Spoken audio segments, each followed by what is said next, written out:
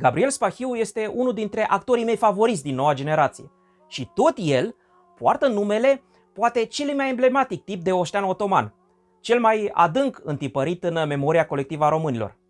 Chiar mai puternic decât faimoșii ieniceri care nu au lăsat totuși niciun nume ori expresie în limba română. Explicația este simplă. Armata otomană era compusă în proporție de 90% din cavalerie.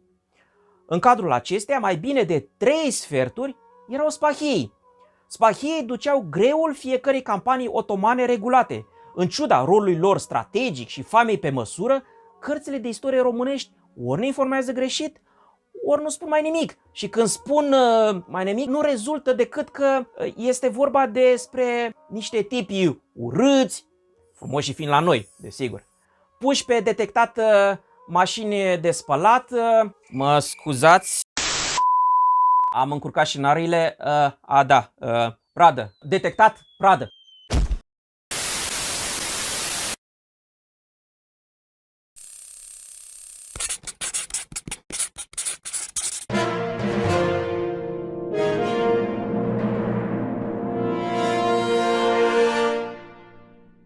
Vă salut! Numele meu este Adrian Gheorghe, sunt doctor în osmanistică și istorie medievală și fac parte din echipa internațională de cercetare Corpus Draculianum.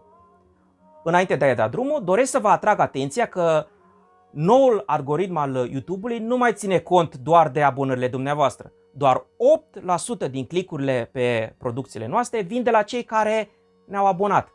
Dacă doriți să fiți anunțați de fiecare dată când lansăm ceva nou, este musai să activați și clopoțelul. Vă mulțumim pentru tot ceea ce faceți pentru acest canal.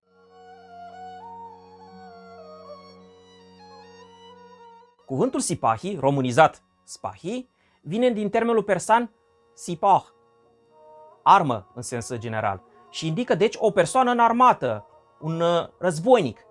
Prin acesta era desemnat un tip de războinic călare și bine echipat, ceea ce îl făcea să facă parte din trupele regulate de șoc ale sultanului. Astfel de trupe le întâlnim mai peste tot în lumea islamică, iar termenul sipahi a fost folosit până în secolul XIX, din India până pe malurile Dunării, desemnând cam același tip de războinic. Echipamentul și metodele de luptă sunt și ele cam la fel.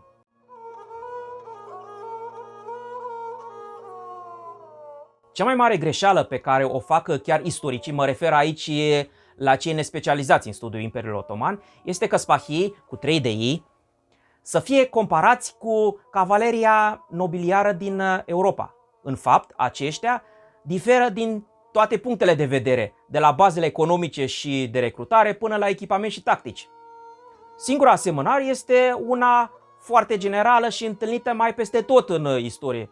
Conducătorul îți dă posibilitatea să-ți hrănești familia, iar tu trebuie să-l servești cu brațele atunci când acesta ți-o cere.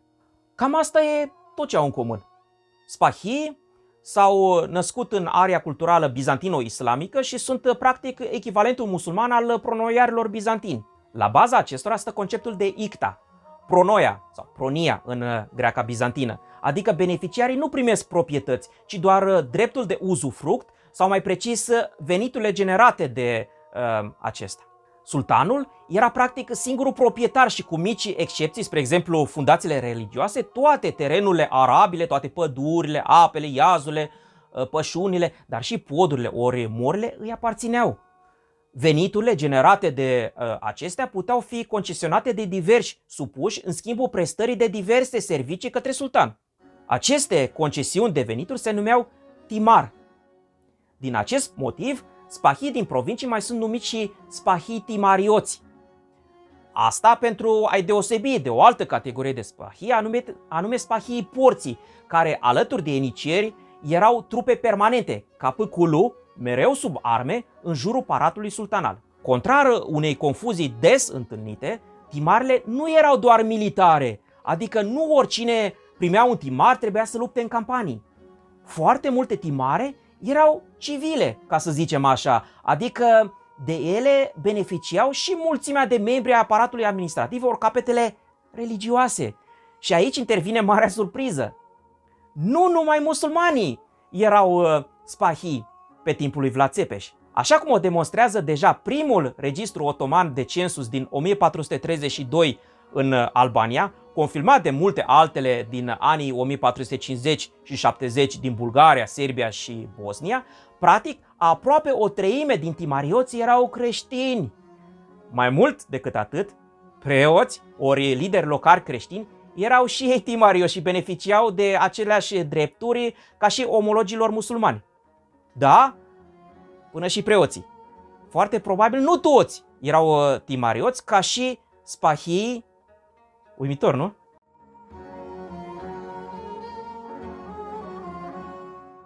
Timarele erau de diferite calibre, în funcție de rangul beneficiarului și de obligațiile acestuia. Cu cât era mai gras un timar, cu atât mai multe arme și colegi trebuia să aduci cu tine. Spre exemplu, dacă timarul tău avea o valoare de 3000 de accele, veneai singur, dar înarmat până în dinți. Dacă aveai mai puțin, mai puteai face rabat la una alta. Dacă însă primeai, spre exemplu, 10.000 de accele, atunci trebuia să vii cu încă 2-3 asistenți numiți gebelü și cu un cort. Și așa mai departe. Ați prins ideea, nu? Bineînțeles că nu era obligat să lupți sau să servești sultanul oricând și oriunde voia acesta. Legiuirii oficiale numite canunname, adică cărți de legi, regulau foarte precis termenii acestor obligații. Un spahiu trebuia să servească numai într-o anumită perioadă din an, de obicei de la jumatea lui mai până la începutul lui septembrie, și nu consecutiv în fiecare campanie. Și aici trebuie să mai dărâmăm un mit. Spahii nu aveau doar atribuții militare, adică nu erau doar războinici, ci și administratori și polițiști. Ei trebuiau să asigure buna ordine și siguranța în satele ori regiunile cuprinse în timarele lor. Adică nu erau stăpânii acelor sate și pământuri, însă în numele sultanului trebuiau să asigure siguranța și productivitatea țăranilor, reaia în osmană. Spahii erau responsabili pentru combaterea brigandismului, adică pentru prinderea hoților și tâlharilor, și tot ei trebuiau să protejeze și să ia parte la comisiile trimise de sultan pentru a întocmi registre de recensământ, ori census, pentru a recruta noi oșteni, ori pentru a ridica copii de la populațiile creștine. Vedeți aici. Din toate aceste motive, doar cel mult jumătate din toți timarioții militari, adică spahii dintr-o regiune, era obligată să se prezinte în campanii. Restul rămânea în defensivă, care, precum știm cu toții, este cel puțin la fel de importantă ca și ofensiva.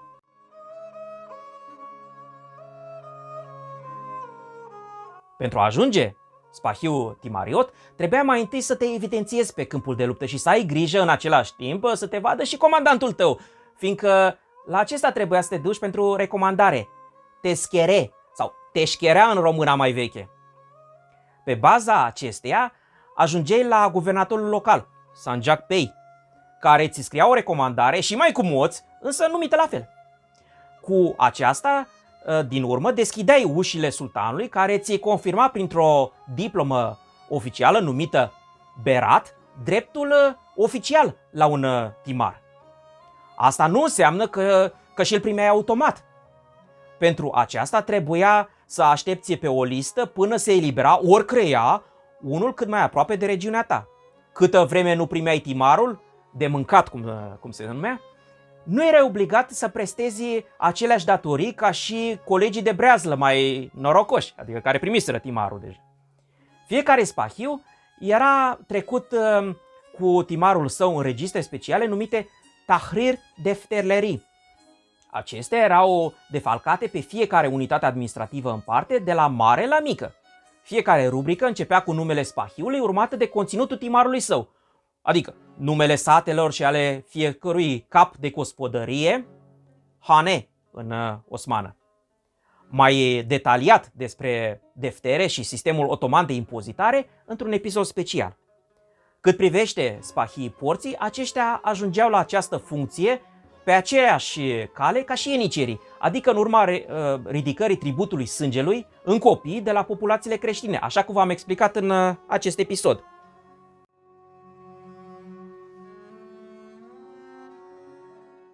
Obligațiile spahiilor presupuneau, bineînțeles, și pedepse aferente încălcării acestora. Bineînțeles că nu toți și nu mereu erau dispuși spahii să participe cu entuziasm sau să-și irosească veniturile în orice campanie la care erau chemați.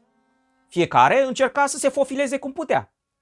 Bazându-se pe mitele îndesate în buzunarele administratorilor locali sau doar pe tupeu, unii nu veneau deloc, iar alții se făceau că au uitat una sau alta dintre piesele de echipament ori de asistenții ce trebuia să-i aducă cu ei. În momentul convocării la oaste, autoritățile scoteau registrele și începeau să strige pe fiecare spahiu în parte, motiv pentru care acest tip de registre se numește ioclama defterlerii sau registre de chemare sau de strigare.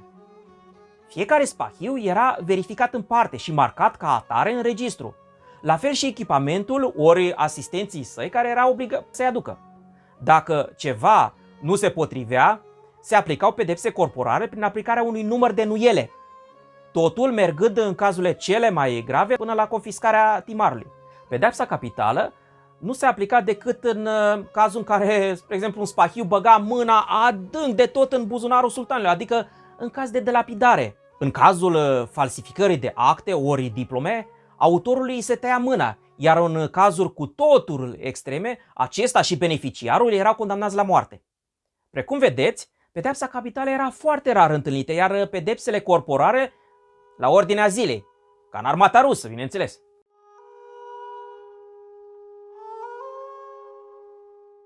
Spahii erau mult mai ușor echipați decât omologii lor central și vest-europeni. Și aceasta pentru că aveau resurse mai puține, dar și un alt concept de luptă, e drept derivat din aceste resurse. Cavaleria grea europeană este o expresie socială, ea fiind formată din nobili puternici, nu numai economic, dar și politic.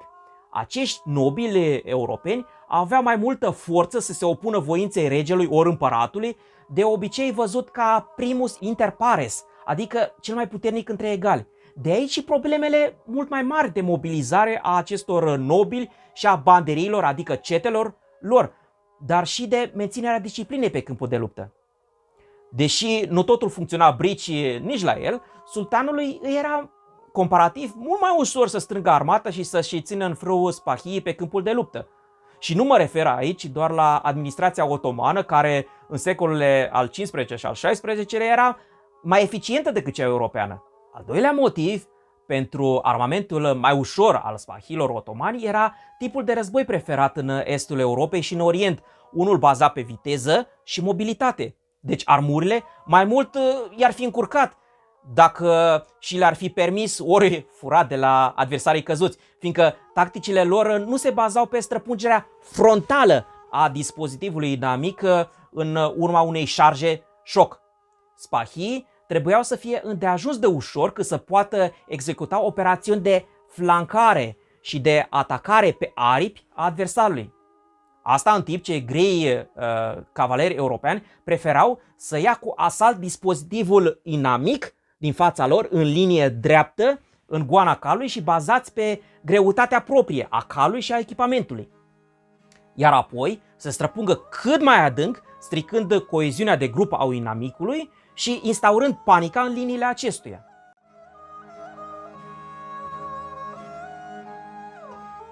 Din toate aceste motive, armurile de plăci grele nu erau de găsit în armata otomană, în ciuda ceea ce ne învață filmul Dracula Untold. Principala piesă de protecție era cămașa lungă de zale, zirc, întărită cu mici lamele metalice. În cazul spahilor mai avuți, pieptul și toracele erau apărate cu plăci metalice ceva mai mari, dar ușoare. Antebrațele, coatele, tibia, genunchii erau protejați de mici plăci de oțel. La fel de obligatorie era prezența scutului mic, compozit, adică din material organic și metalic, numit calcan, și a coifului de bronz sau oțel, după remunerație, numit miifer. Armamentul ofensiv standard era compus din arc, iai și săgeți, oc, la care se adăuga sabia câlâci, nu ia tagan că vă pic la examen, lancea, mize și toporul, baltag. Da? De aici vine și cuvântul românesc baltag.